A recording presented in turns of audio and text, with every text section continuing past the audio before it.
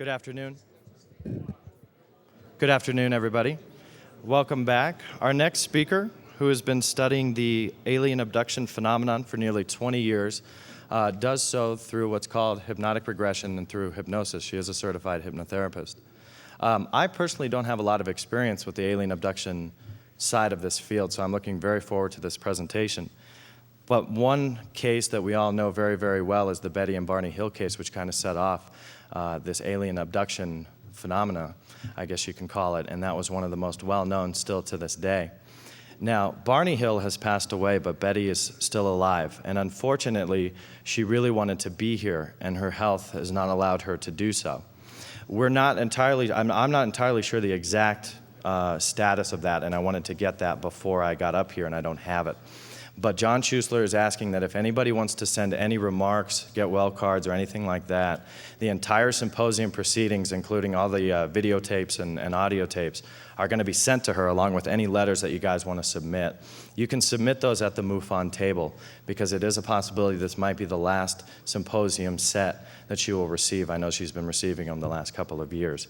So with that being said, I'm very looking forward to the next presentation, which I know will be profiling 4 in-depth cases, including the Stan Romanek case, which I'm not very well aware of. So it's great to welcome to the stage Mrs. Deborah LINDEMANN. All right, thank you. All right, can everyone hear me? I just see this sea of faces. It's wonderful to be here. This is, I think, the second time I've spoken for a MUFON Symposium, and I hope you're all having a wonderful time. And before I go further on, I want to say without further ado that I'm delighted that MUFON and all the incredible volunteers have made this possible for us to be able to network like this. So I want to thank them very, very much for making this possible. All right, we'll just pray that there's no hobgoblins in the technology today. I've got a lot of material to cover. I want to move along very fast. One of the things that I was reflecting on the other day that was amazing to me is that I've been in this field now for 20 years, almost 20 years, probably 19 and a half years, and it's been a very fast period of time, and it's taken me down a most intriguing and most phenomenal road of discovery, not only for self, but in terms of what's going on in the field of abduction. My title today of my talk is Signatures of Extraordinary Technology and Abduction. And I will be talking about the signature. What is the signature? How does it represent the evidence of the potent technology that runs throughout this experience? I've witnessed that extraordinary signature. And when I was looking in the American Heritage Dictionary of what does signature mean, I thought, this really fits what we're talking about. The definition is a distinctive mark, a characteristic or sound indicating identity. This forensic blueprint shows up in multitudes of cases that I've worked with. It shows up in physical trace evidence, which you'll be seeing some of today. It shows up in unexplained technology, and not to mention the profound emotional impact that it has on the lives of those who've met the visitors. I'm going to grab some water here because Colorado is very, very dry. I'm sure you've all experienced that, especially if you're from out of state. As a clinical hypnotherapist, my focus primarily has been on the well-being of my clients.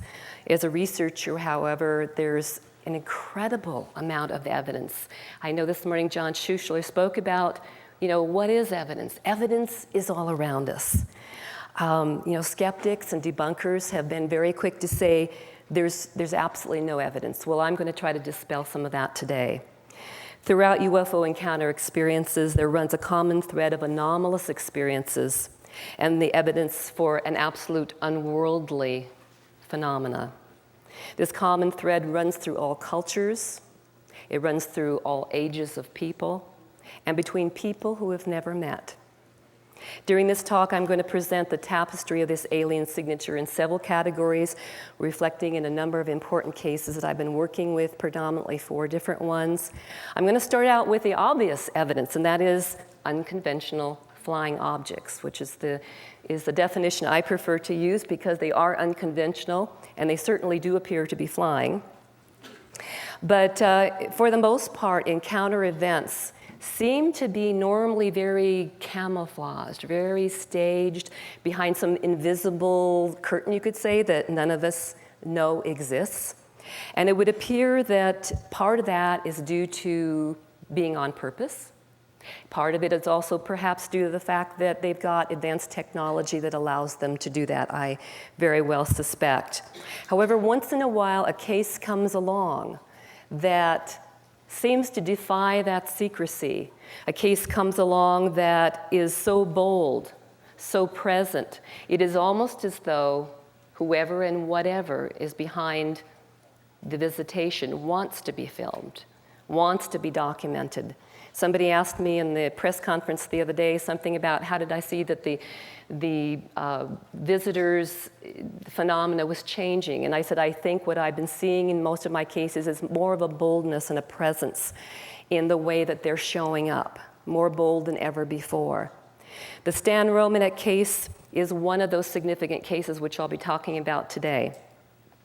It includes some of the very best video evidence that I have ever seen of what I would call UFOs flying in our skies. In June of 2002, I was asked to research the Stan Romanek case with hypnosis. MUFON brought this case to me. And although Stan's sightings and encounters absolutely do continue to this day, there are 4 major sightings on his case, which I'm going to quickly go through this afternoon. The very first one, beginning December 27th of 2000, as far as the footage that I have, and culminating on September 30th, 2001. And for the purposes of this talk, I'm going to begin by sharing in a few minutes some of the footage that Stan first took of the very first encounter that he is at least consciously aware of having. And this took place near Red Rocks, Colorado. And this happened December 27, 2000 at about 11:30 in the morning. He had a video camera in hand. He was in his van. He was headed up to the foothills of Red Rocks to basically take some video to show of beautiful Denver and the Colorado area for his fiancée. Little did he know that his life was about to change that particular December day. Not only his life, but his family's life on a very deep level. As Stan drove up into the foothills, he suddenly noticed that there were like tons of cars pulled over. Off the side of the road, they all appeared to be looking up at something. He slowed the van, and hovering just about only 10 feet above the power lines was a strange metallic object. And it was about, in his guess, about the size of a van. His first thought to try to discount this wackiness was, well, maybe it's a kite, you know. But as he looked a little closer, he saw this indeed is no kite. He got out of his car with his camera. I'm absolutely amazed that, trembling as he was, that he managed to videotape this, but he did, and you'll hear the nervousness in his voice. And if the AV crew would just cue up that first video clip, we'll go ahead and show you what changed Stan's life. Working, please be working, please be working. Okay, I gotta calm down. Mark, wait until you see this. You're gonna have a frickin' canary. Okay, all right. I am on my way up to the mountains to take some videotape to show Lisa. And it is December 27th, I believe. And I believe this is Jewel, and oh my God, I'm shaking. Saw something kind of out of the corner of my eye, just skirting power lines. It was tilted and straightened out and shot straight up into the air. And okay, let me get a better view of where I am. Okay, here's the power lines. And if you look, oh, where is it? Where'd it go? Son of a bitch, I hope I didn't lose it.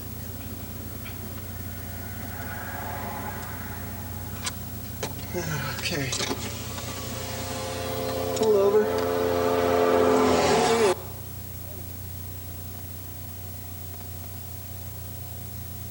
There it is. There's a little.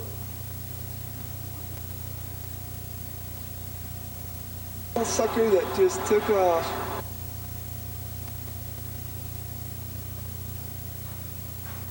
I'm trying to hold it as steady as I possibly can.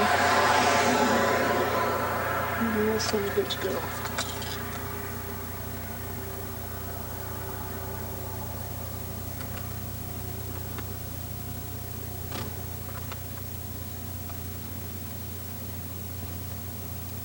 I think, did that go to blue? I think if it did, just cut the clip.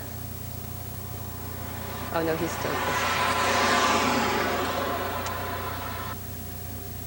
There it is. Oh, I got it. I don't know what the hell it is. But Mark, you're gonna have a canary. I wish I could hold this down. The thing. Sorry, I swore.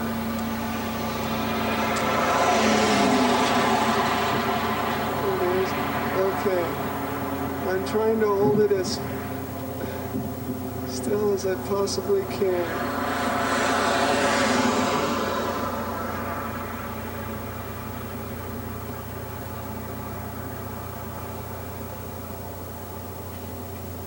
The thing just disappeared. All right, you can cut that, thanks. I'm really shocked that he had the wherewithal to hold the camera even as still as he had. Can you imagine if that happened to you? Being able to have the thought to even chronicle what's happening to you is wonderful. Now, this video footage was analyzed by professional video analyst Jeff Sainio. He's done a lot of work, some terrific work in this area. He said part of the problem in terms of coming up with any speed on this or any great analysis on this was that there was no real visual references in terms of land or clouds or that type of thing. But he did say the object appeared to be complicated, changing by rotation, tumbling perhaps in appearances. Possibilities, airplane? No, not likely, he said. That much we do know. Due to the shape of it, possibly cluster of balloons? I don't think so, not either. And particularly if they were balloons, they would be a multitude of colors, not a metallic type structure like that reflected in the sunlight that day. So airplane, balloons, I doubt it very much. I want to move on quickly to the next set of video footage in just a moment. In this particular craft, you see, followed him on 3 different instances on 3 different occasions. And at this point, you can imagine Stan has really learned to keep the video camera with him. You know, you never know what's going to come up. So September 30th, around 2001, it was 8 p.m., and he saw this amazing pulsating reddish ball that he had seen on 2 other occasions. He was on his way home from work when it hovered about 80 feet above his van. He and several witnesses watched a beam of light literally sweep through his van as though it was almost looking for something, looking for perhaps who was in the van. Stan estimated originally the object of the van was about 20 feet in diameter. It was completely silent, with a blue-green light underneath that did not pulsate.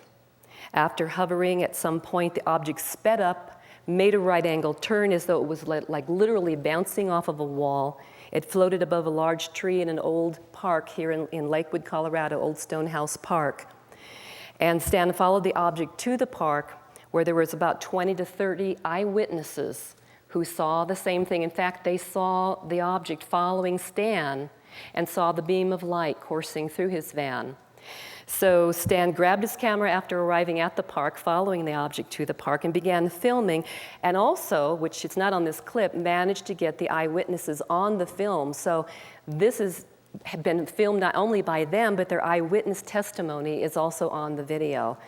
So in the end, it did dart up finally to the clouds. It disappeared into the clouds. There was like a lightning bolt that kind of took off, and it disappeared at that point.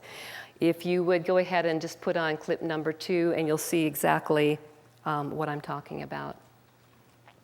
There's the thing that's been following me. Oh shit, what is that?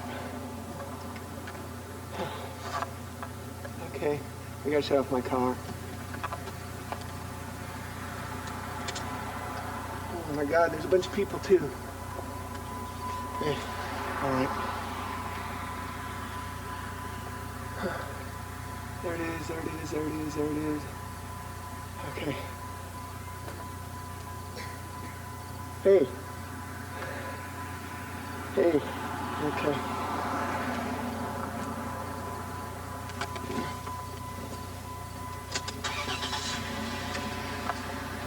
Can I get it? Okay.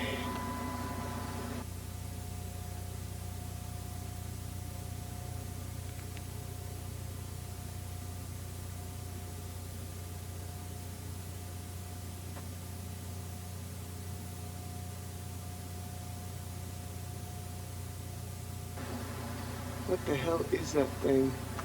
Okay, Mark. It reminds me a lot of a hot air balloon, but this thing was like a plasma.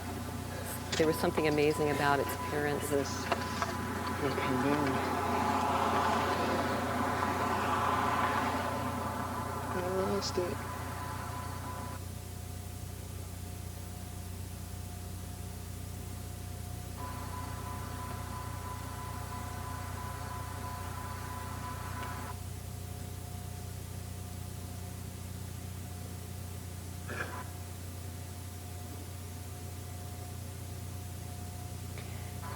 At one point coming up, you're going to see it streak off from left to right at an incredible speed, and you'll hear Stan say, that thing's weird. "Where did it go?" Hey, where'd it go? Son of a... All right, I think you can cut it right there. Unfortunately, because that was just against a black sky, there's no way to really anticipate or to analyze the speed at which that thing moved. But I've been told that within one frame of that, you can literally see it move from the left side of it to the right side within the frame, that it moved that fast. And you know how fast a frame can actually move. This footage was also analyzed by Jeff Sanyo, and some very, very interesting information came out on this. He said the most distinctive part about this UFO was the fact that of its bright pulsating light. The blink rate on this was something like 8.26 blinks per second. That's almost beyond the level of which we're able to see with the human eye. Quoting from the analysis, the blinking is a gradual brightening and dimming, changing from maximum brightness to invisibility. According to the analysis, Jeff says this rules out all aircraft. That's not possible. Also, the very interesting part is the UFO had two lights on it. One, you can't tell from the video footage, but one was definitely yellow, and one was more of the pink blinking light. And what we discovered was it was the pink blinking light that had the appearance of being out of focus, and there's something very important about that. You know, even though we all are very familiar with lots of out of focus UFO footage, it's curious that, you know, why when he was focused in on the yellow light was it in focus, and why was the blinking pink light not on focus? Well, Stan's digital camera had infrared night vision capabilities. But although the camera itself was not set up for night vision, the problem with a lot of home camcorders is they're not able to make up for focusing in on things which are operating in infrared unless you click it onto infrared. So what was happening was that Jeff noticed that the yellow light was totally in focus. Again, the pink light was only partially in focus. And what he felt the reason for this was because the pink light was operating to a large extent in the infrared light spectrum. And I know that a lot of us have been hearing about an awful lot of cases, the Mexico case and some other cases, where things are showing up on, you know, radar, of course, but infrared that we can't see with the visual human eye. So I find that fascinating that whatever this object was, the way it was operating, that it appeared to be operating within that infrared light spectrum. In addition, Jeff said that the UFO appeared to be approximately the same, about from the top to the bottom, about 35 feet, which is consistent with what numerous eyewitnesses said when they looked at the size of it. They all said about the size of a two-car garage. And although the analysis has, you know, not been able to come up to a specific speed on this, we do know that the way that it moved, there is no known aircraft that we know of that can move at that speed, in those maneuverable capabilities. Now, speed again was difficult to figure out, but in one portion of the analysis, Jeff noted that this thing slowed down by 47% within 3 seconds. It's like almost 50%. That's very amazing. I don't know any aircraft that can do that to a dead stop. When the UFO appears in some of the footage that you saw, it was up at the cloud level, which was about 17,000 feet at one point, and at the greatest distance, it was about 25,000 feet from Stan.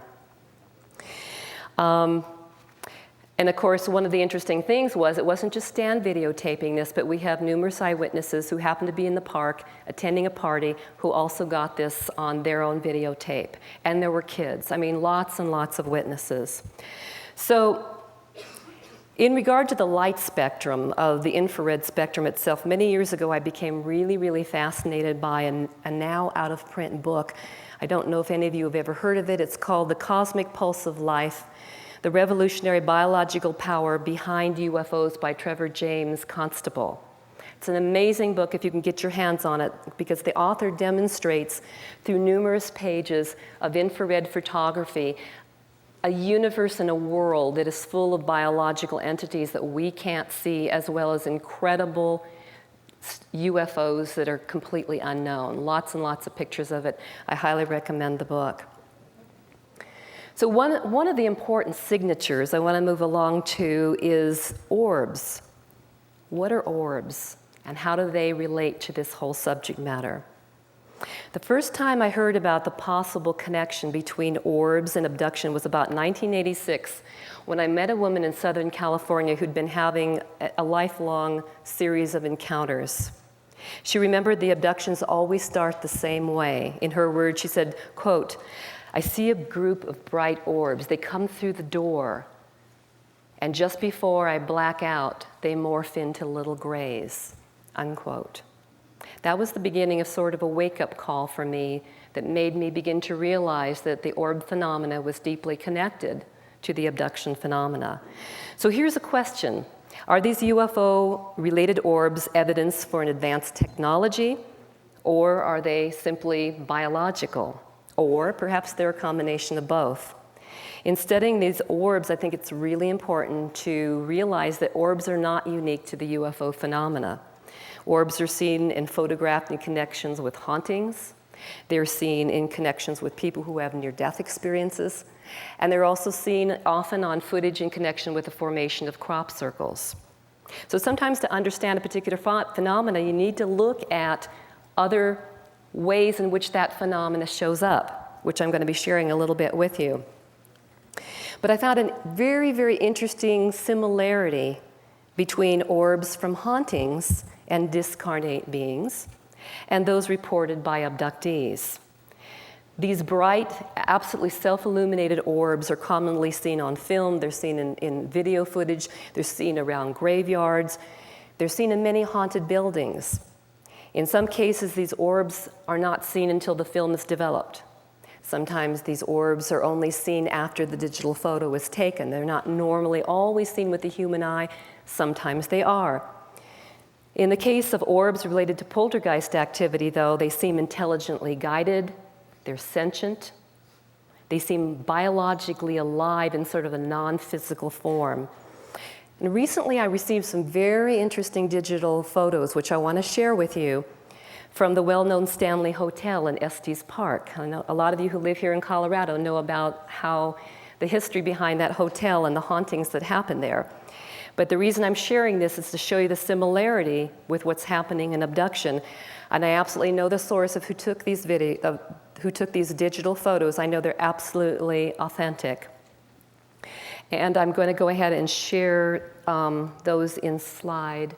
Oh, you got them up? God, you guys are great. Thank you. If you look over on the right side, I probably don't have to point that out. That doesn't work too well. Well, anyway, you can see the orbs pretty well yourself on the right. This is an old construction zone. I'm going to go ahead and move on to the next one because we've got a lot to cover.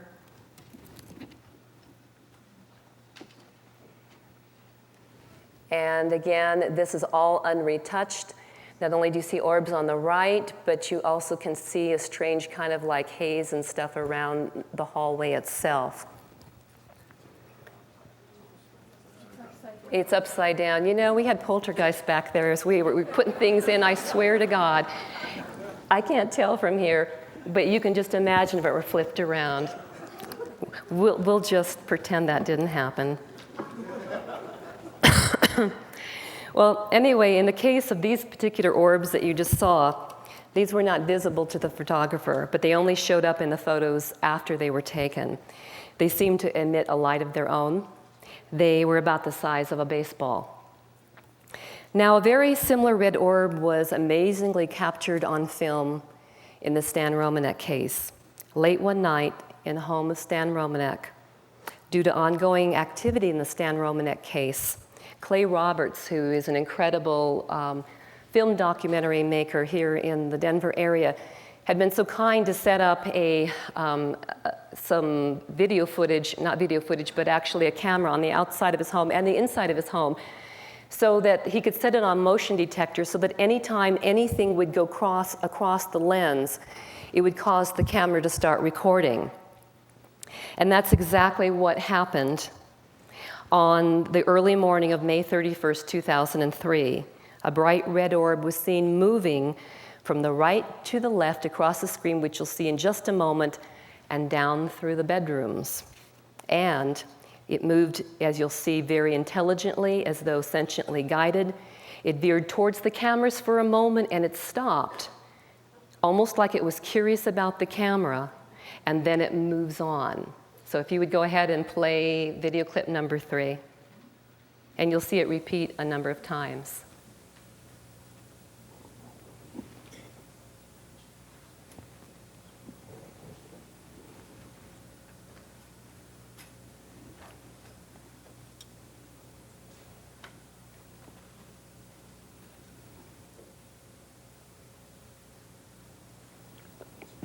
Can you see how it kind of stops at one point?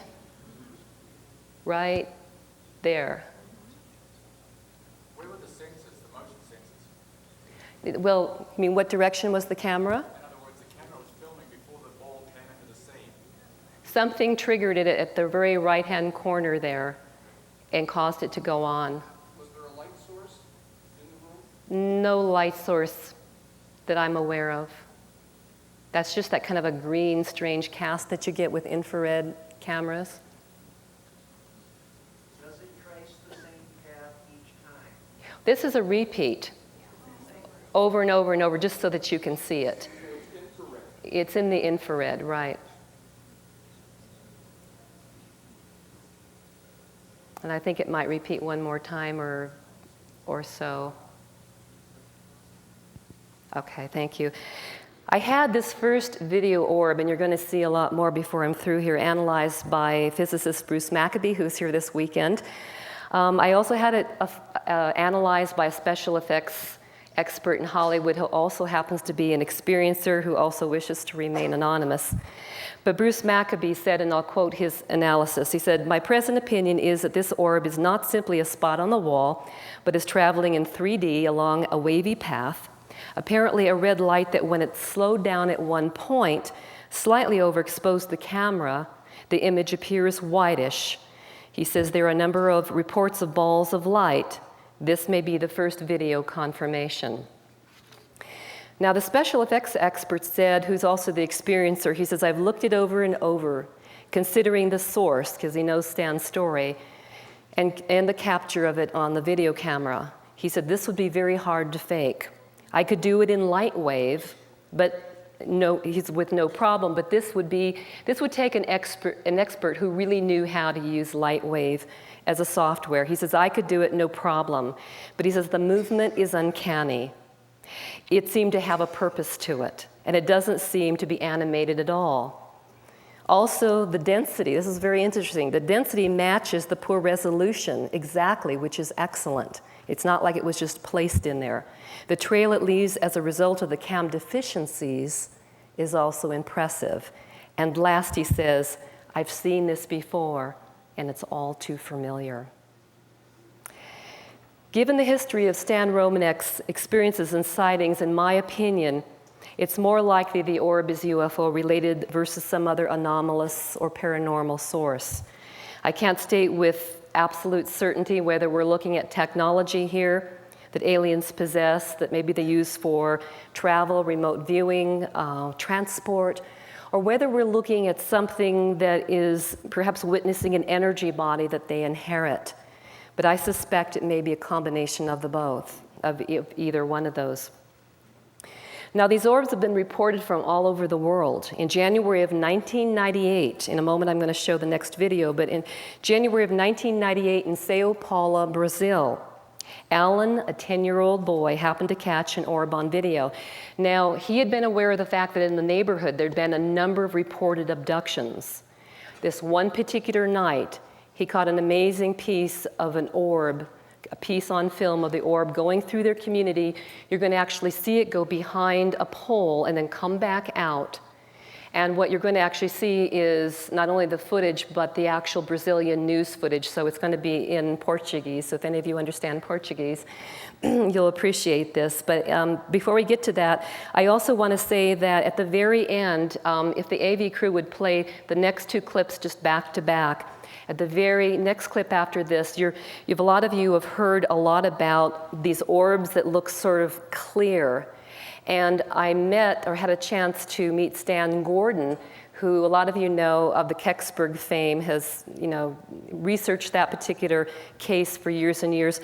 At the end of a presentation that he did, he happened to show a reproduction of an orb, because he sees a lot of people too who come to him that tell him about their experiences. And so he actually recreated what these orbs look like that people had told him about. And I want to show you that at the very end too, because it's very remarkably identical to a number of cases that I have seen also. And I think a lot of experiencers here in the audience will identify with it as well. So if you go ahead and just play those two clips back to back.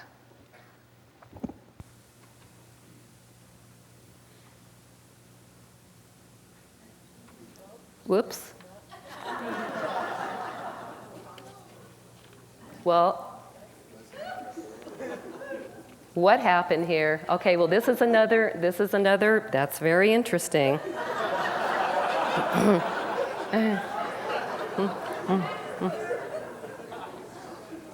Well, this is actually, okay, this is a second orb which you're going to see here. I'll let you watch it and I'll describe it here. I think we got poltergeists here, I swear we do. This is a case that happened in Stan's second orb. Well, Fernando pediu que o irmão, Alan, pegasse a filmadora. There it is, thank you. O menino entrou em ação e registrou as evoluções do objeto por 4 minutos e meio. De início, a luz estava longe e bem alto.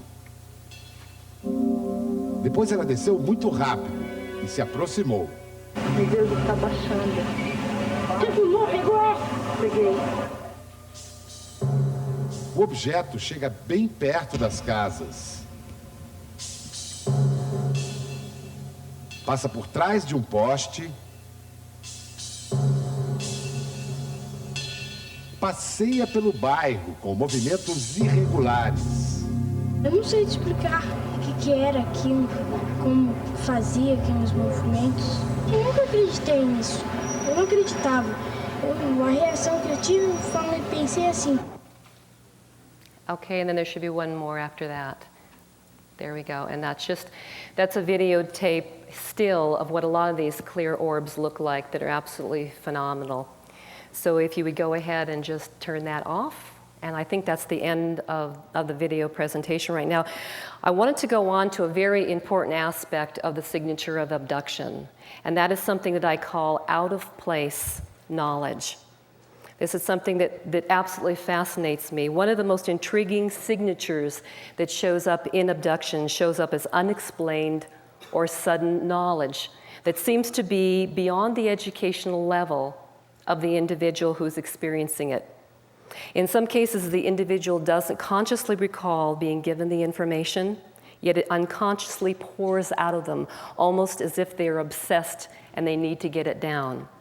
Others may vaguely recall being shown the information, yet for the most part, the meaning remains initially a mystery. It may take the form of inventions, mathematical equations, formulations, or out-of-place knowledge about the universe.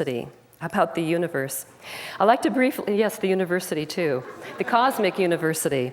I'd like to briefly share some examples of out-of-place knowledge from 3 cases. On June 25th, 2002, Stan came in for his first hypnotic regression. He wanted to clear up a lot of the, let's say, the hidden information that he didn't understand about some of the sightings he'd had, whether or not he'd had other information that he could recall during hypnosis. But what's intriguing is the night before, he was absolutely obsessed with equations and symbols and numbers and things that he just had to get it down on paper. And he couldn't even hardly sleep that night. But it was only that next day when we did the hypnosis session that he began to understand how to draw these symbols. And at this point, he still didn't know what they meant. I brought him out of hypnosis very quickly. Okay, I guess you guys already went to that. And what happened was that he drew this entire page of equations in less than 5 minutes. It's all on video footage and in a longer presentation that I've done before.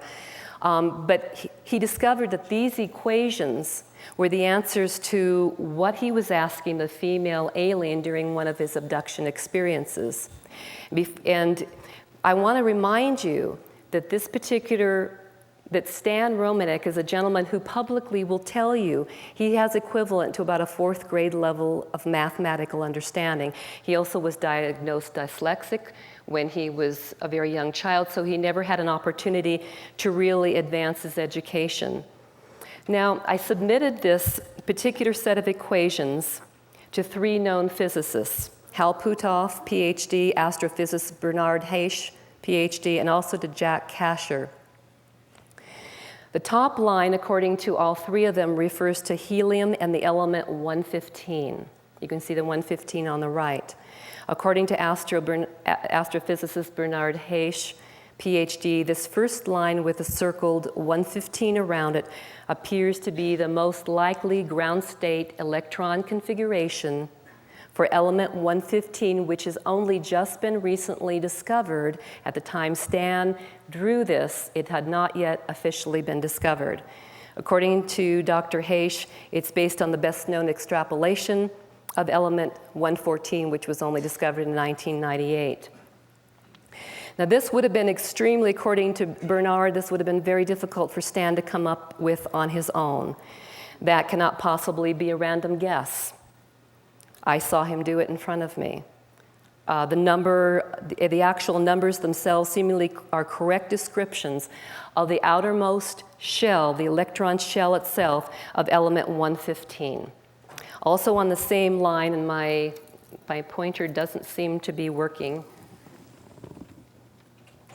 Oh, it is. You just have to press really hard. On this portion right here, on that very same line, you'll also see some references to one of Maxwell's 4 equations from electromagnetic theory. Again, how would Stan know this? Stan says now, interestingly, from the hypnosis session that we did, this whole line refers to how they told him they got here from there. So I hope we have some physicists out in the audience too that will continue to help decipher how this might fit into the whole abduction experience. On the left side in the middle of the page, right, boy, these are really hard to press. All right, where you see the several dots on the left side, that's a diagram of the constellation Orion, which is allegedly, thank you, which is allegedly where the beings told Stan that they were from. And interestingly enough, also Stan drew, if you notice right in the very middle, you'll see about 10 dots in a vertical line with a circle at the bottom, thank you. And this was the answer that he received in terms of where we're from, that they told him. But notice what's really interesting, that this is a model of our solar system symbolically, but notice it not only in this drawing, but consistently in all the other drawings we did during our hypnosis session, he always drew our solar system with 10 planets. And Stan, to my best of my knowledge, he's repeatedly told me that, at this time, he didn't even believe in the topic of UFOs, but he'd never, ever been exposed to any of the information on the 10-planet hypothesis by researchers such as Zachariah and Sitchin. So I thought that was rather intriguing. In the middle of the night, in the middle of the far right two, in the middle, you will see what is known as Drake's equation. Thank you very much. And interestingly enough, you will notice that there is an X100 at the end. For a lot of you that don't know what Drake's equation is, it's sort of a formulation for the approximate number of advanced civilizations in the universe, or in our galaxy rather. But I found it interesting that he put X100, which is an add-on to the original formula, which gives me the idea of maybe they're telling him, whatever you think is out there, multiply it by 100 times. And then some, maybe. Now, there's also some additional symbols and things that you'll see at the bottom of the page that represented various concepts to him as well. Now, this was not the only equations that Stan drew. Equally odd, on August 30th, 2002, in the middle of the night, Stan got up and drew an amazingly complicated set of equations. He didn't remember drawing them. The only way he knew he did was the next morning he got up and he found the equations along with pens and pencils strewn all over the floor. And I'm going to go to that one right now. And I ask you, is this something that somebody with a fourth grade understanding of math or somebody who's dyslexic could draw? His wife found it as well the next morning. Again, I asked 3 physicists, what do these equations mean? Do these have any relevance? Although they all agreed that they didn't appear to be anything newly discovered, the equations were all absolutely accurate. Also, based on Stan's education, again, it's unlikely that he would have had exposure to any of these physics equations. To summarize what was drawn, I'm not going to get into a lot of detail here, but there were energy density terms in these equations. There were also equations about how we might bring about a wormhole, perhaps how we might travel great distances across space. And very interestingly, there were equations which talked about how we might actually measure the distance, or I should say the surface of a black hole. There was also a variety of other symbols at the bottom that meant something specifically to Stan that were not physics equations in themselves. But this is extraordinary, and these are examples of out-of-place knowledge, and I've got more that I'd like to share with you in just a second. I'm going to go back. You can just look at that one for a second. But I want to talk about another case that gives this example of out-of-place knowledge. I first met a woman in 1998, and we continue to stay in touch with her. I'm going to just call her Nancy. But she grew up with a twin sister, and she recalls a lot of unusual experiences that she and her twin sister had as they were growing up. Well, she and I decided to do a regression session at one point. And during our regression session, all of a sudden she became aware of these symbols that she just had to draw on a piece of paper. Frequently in my work, I'll hand a pad of paper to people and let them begin to draw what they see. So as I handed it to her, this is what she ended up drawing. Now, in this particular equation, I've had 2 physicists look at it. They both have shared that this equation doesn't really make a lot of sense. But what is important, again, is the common thread of information that people seem to know, or that they seem to get from their experiences of their encounters. This information is often, again, outside their educational level. It often is beyond their exposure. And Nancy admitted during our session that she had absolutely no idea what it meant. But she did recall being shown these symbols, and the only thing that she told me was she knew it had something to do with propulsion. So you see the word propulsion down at the very right-hand corner. Now, Dr. Jack Kasher happened to take a look at this, and he said, quote, "This equation looks like it has potential, but there's nothing here that really makes sense to me as a physicist. Planck's constant is represented by the symbol H, and is accelerated, and H happens to represent and the acceleration of gravity is usually written with the symbol of g. But dividing h by g leaves nothing of significance, and multiplying it by the symbols in parentheses leads to nothing I can recognize. But the equation does look important, but I cannot find any meaning of it, end quote. Now here's something really interesting. I noticed a curious coincidence between one of the symbols that was used in Stan Romanek's first equations and that of Nancy's equations. And I'm going to go back just 2 of them so you can take a look. And I want you to notice in Stan's equation, notice the last symbol on the top line of the equations on the far right, a circle with an arrow pointing to the right. Thank you. And now I'm going to go forward.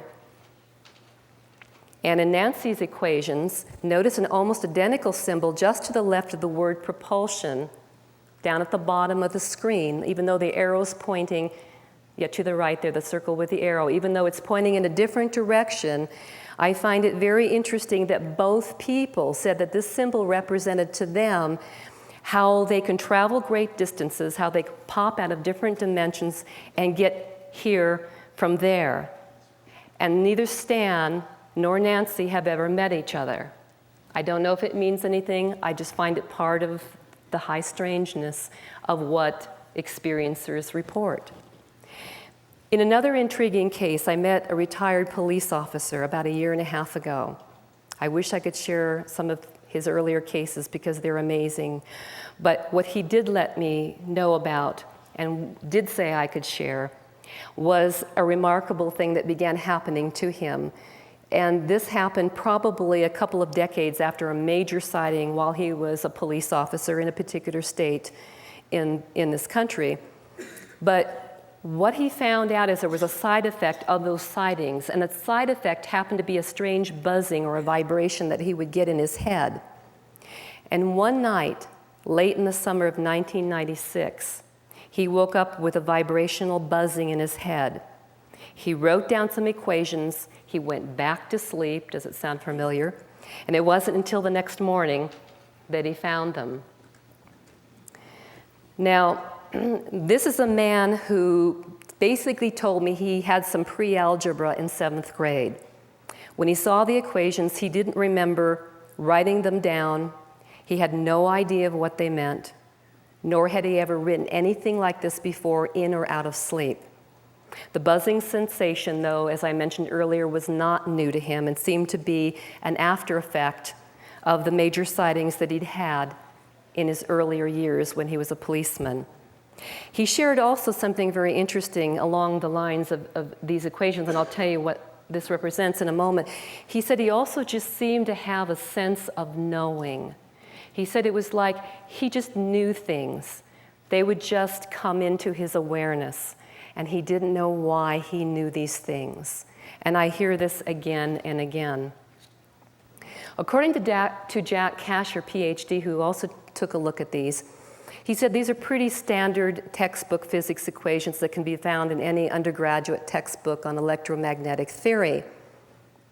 But what's interesting, again, is why did this gentleman have access to this kind of knowledge? The very last equation on the bottom right is apparently the same Maxwell equation that Stan Romanek also wrote on his first page, only it was written in a different set of units. Also on the lower left-hand side, this particular gentleman also wrote the other 3 of Maxwell's 4 equations for electromagnetic theory. However, the question is, how did someone with no physics training, all of these people, how do they come up with this? How does this accelerated learning or knowing relate to the encounter experience? In many of these cases, it seems to be either knowledge learned during the encounters that remains unconscious and suddenly surfaces, or perhaps it's some type of hypercommunication as a result of the encounters. And there's some really significant research being done on the topic of hypercommunication. The definition of hypercommunication is, quote, when one suddenly gains access to information that is outside one's knowledge base. Such hypercommunication is then experienced as inspiration or intuition, unquote. This interesting research on hypercommunication, I shouldn't probably even try to pronounce these two Russian researchers, but it's being done by two Russian researchers, Grezna Fosner and Franz Bludorf. They discuss it in a book of theirs, which right now is only available in German, and it's called Vernetzi Intelligenz, which I believe means networked intelligence, the interconnectedness of things. And in their book, as an example of hypercommunication, they cite the following quote, "A 42-year-old male nurse for years dreams of a situation in which he was hooked up to some type of a knowledge CD-ROM, verifiable knowledge from all imaginable fields was transmitted to him every night, and he was able to recall it in the morning. There was such a flood of information, and it seemed like literally a whole encyclopedia was given to him every night. The majority of the facts were outside of his personal knowledge base and reached technical data and details about which he knew absolutely nothing." Now, research into the fields of consciousness, quantum physics, psi studies, which I think we need to look at if we really want to understand UFOs, is revealing that there exists an interconnectedness of the human mind with other minds and with matter. Dr. Dean Radin, PhD, shares that in a wonderful book, in fact, I recommend highly. In 1997, he wrote a book called The Conscious Universe, and he says in regards to that, that there's this interconnectedness. But in regards to hypercommunication, there seems to be this common quality of information that people receive, and it's downloaded. They don't know what to do with it. I know another researcher who talked about receiving this information. She referred to it as thought balls that were loaded down into her at night, and it seemed to have to come out in chunks. Okay. Just going to go to a blank screen for the moment. And now I want to talk about the core of how this technology gets really exciting, of course, in this field, and that has to do with physical abduction. How is it that these beings, whoever they are, seem to have the physical capability or the technological capability to literally transport people physically through walls, through roofs, through windows? The evidence for physical abduction is absolutely robust, and the credible accounts of the phenomena grow every day. And of course, I know our next speaker this afternoon is Bud Hopkins. You're going to hear, very well probably the story from that best account of physical abduction with numerous witnesses was accounted in that book called Witness, the True Story of the Brooklyn Bridge UFO Abductions from his 1996 book. This particular book recounts that on the morning of November 30th, 1989, when numerous New York witnesses witnessed a woman, Linda Corteil, floated out of her 12th floor apartment building in a beam of blue light into a very bright red-orange orb or red-orange UFO. Few accounts are probably as well documented or corroborated as that case that Bud Hopkins had shared in that book, yet there are some cases that are similarly rich in evidence. In the Stan Romanek case, there are strong evidence for 4 abductions that we know of that have happened over the last 3 years. On September 20th, 2001, the red orb-like object that you saw earlier hovered over Stan's workplace and paced him literally all the way home. That night, he recalled having a troubling dream about what he referred to as possum people because of their odd appearances. Within hypnosis, he discovered this was no dream, but there was a compelling physical evidence as well because he woke up the next morning with marks on his back, his wrists, and his ankles. The hair was also rubbed off his wrists and ankles, replaced with oozing sores, which fluoresced when photographed under UV light. Marks from encounter experiences typically, in many cases, will fluoresce when there's UV light put on them. The fluorescing substance seems to be under the skin. It can't be rubbed off. And it's that fluorescing quality seems to last anywhere from just a few days, or a few hours, I should say, to a few weeks. Some of you may be familiar with Daryl Sims' work, a Houston-based researcher that does a lot of work in the area of the fluorescing quality of the marks on abductees. I've got 5 minutes. Wow. And I've got probably 20 minutes more. All right. I'm going to go through real quickly and show you some of what he woke up with that next morning. I'm not going to spend too long here. This is his left back hand, and this is when fluoresced. You can see it show up here very bright. This is his left back hand fluoresced, and fluoresced right here. And then you can see the right back hand with the marks on his wrists. And then you can see it when it shows up fluoresced. And then the right inside of his hand with the marks around his wrists. And then again, how it showed fluoresced again. And I want to thank, by the way, Ethan Rich. He's been marvelous with MUFON for not only taking these slides, but making them available for this presentation. I want to also say that when these slides were taken, that the marks on Stan's body were already 7 weeks old. So you can imagine, it's shocking that it would fluoresce that long, but you can imagine what it looked like to begin with.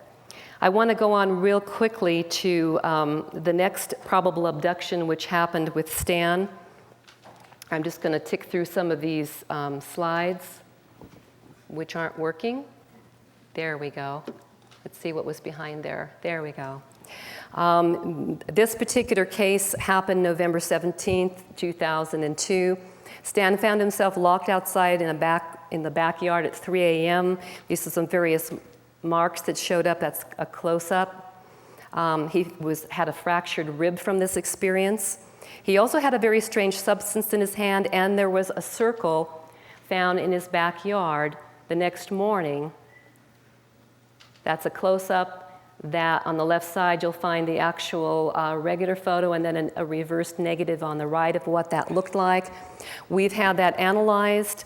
There was a lot of strong radiation readings in that from the center out. Beyond that, there was no radiation readings at all. The earth was very scorched, very dried.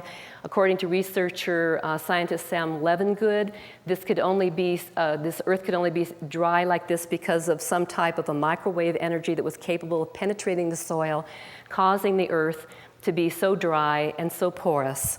I want to move on real quickly to the substance that Stan came back with in his hands.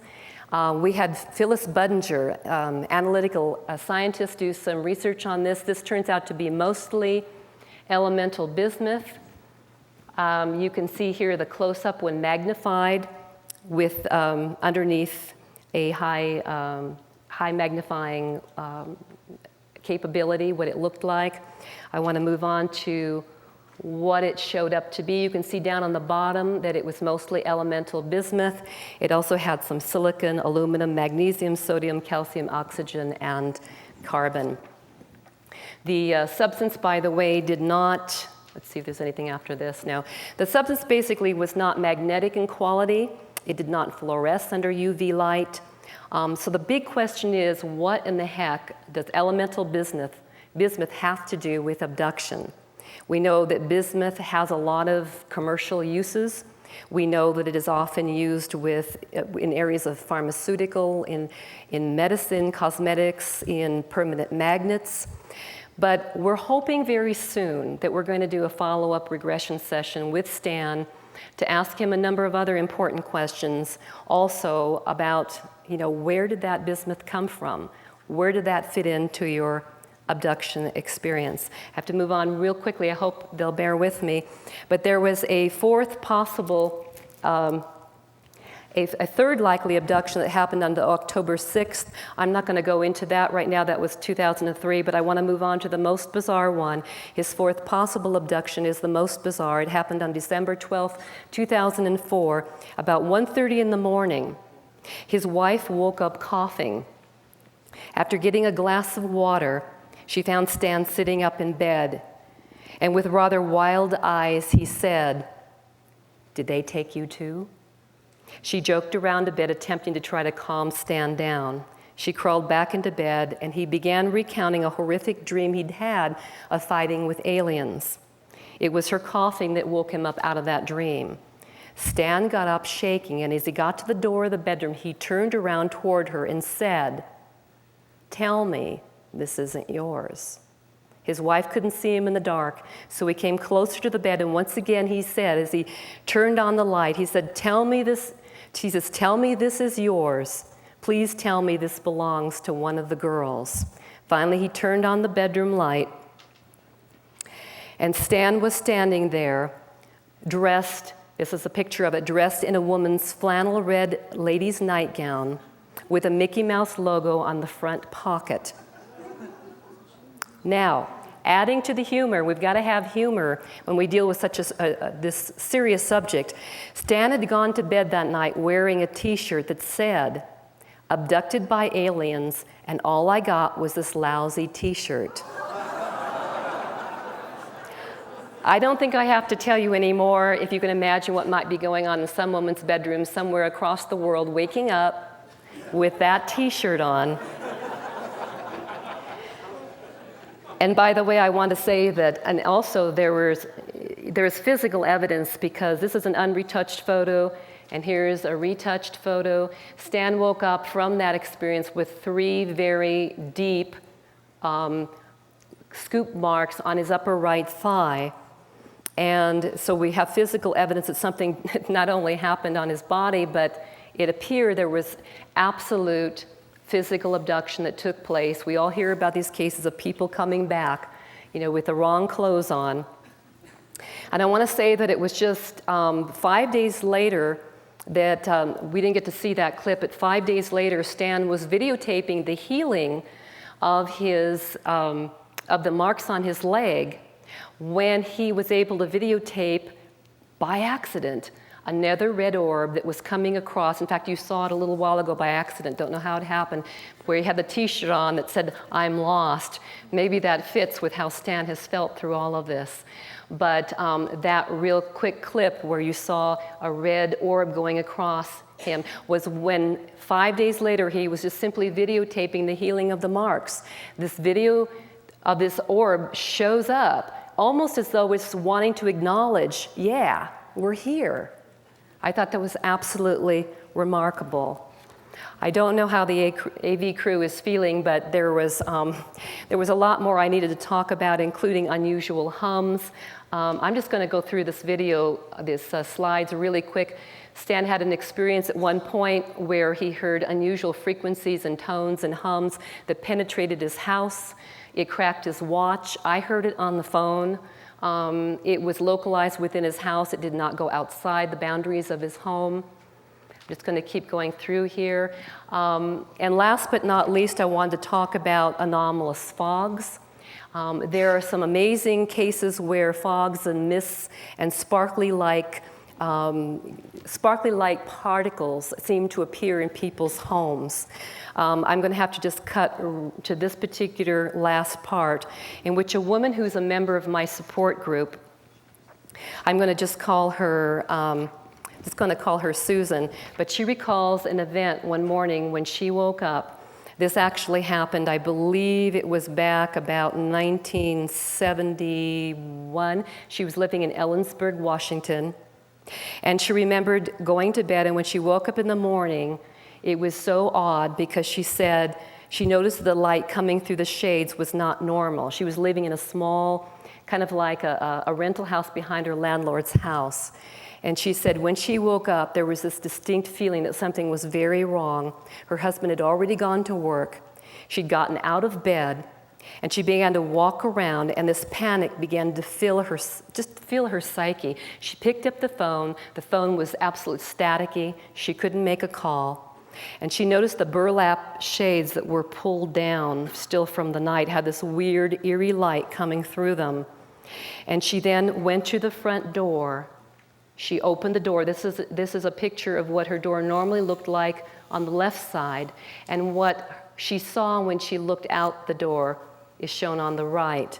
And she said that there was this green fog all over the yard. It was very thick. She described it as phosphorescent. And then she said what really terrified her is that the yard didn't look normal. She stated it looked different. It looked like a completely different place, and like there were organic things running around in the fog. She said, I had never been so panicked, so fearful in my entire life. And guess what she did? She heard a little voice in her head, and it said, go back to bed. And you know what? She did. And she said she woke up a few hours later absolutely amazed that she would have gone back to bed and everything had been totally returned to normal. I wish we had more time. There was a lot more I wanted to cover, but this will give you a taste for some of the signature that shows up in the abduction phenomena. I want to just say this in closing. The evidence for alien contact is robust and absolutely undeniable. Skeptics and debunkers may disagree, but just ask an experiencer who comes back with physical unexplained marks, bruises, skin rashes. Ask an experiencer's wife about evidence when her husband is banging on a window at 3 a.m., locked out of the house, dressed in someone else's clothes. Ask how amazing luminous objects can show up in your house. Ask how a person with a fourth grade understanding of mathematics can draw complex equations. While we can't say what the ultimate purpose of the visitors is, their technology absolutely leaves its special signature etched in the lives of those who have met the visitors. In closing, I'd like to quote from a marvelous passage from a book called The Conscious Universe by Dr. Dean Radin, and I believe it speaks to the interconnectedness of all of life. Underlying the isolated world of ordinary objects and human experience is another reality, an interconnected world of intermingling relationships and possibilities. The underlying reality is more fundamental in the sense of being a ground state from which everything originates than the transient forms and dynamic relationships of familiar experience. And I want to thank you.